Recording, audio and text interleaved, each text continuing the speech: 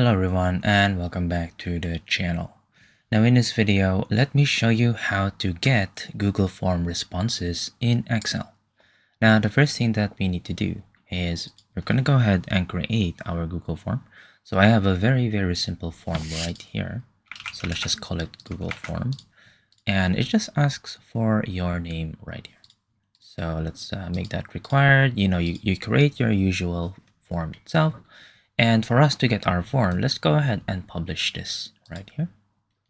And then just gonna go ahead and click on publish. Now once that has been published, we can go ahead and copy the responder link right here. And then let's go ahead and actually open up the actual document themselves. So this is what it looks like. So we're gonna go ahead and fill in the form right here. And then say for example, we're gonna go ahead and add more names right here, and so on and so forth. And then now how do we actually go ahead and see the responses in Google Excel? All we need to do is to go back into the form, and you should be able to see that we now have a responses section.